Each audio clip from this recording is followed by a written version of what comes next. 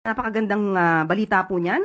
Ibig sabihin ay wala pala tayong record ng default o sa pagbabayad ng utang kahit napakalaki po ng utang na naiwan sa atin noong nakaraang administrasyon.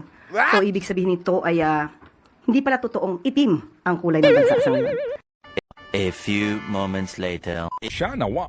6.3 trilyon piso ang ating pambansang budget.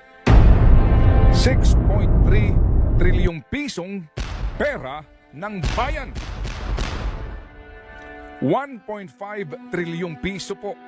Sa 6.3 trilyong pisong ito ay uutangin. What? Nangangahulugan na ang 15.89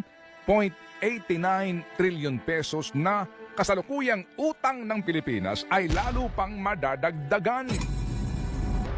Yan ang sabwatan sa pera ng bayan.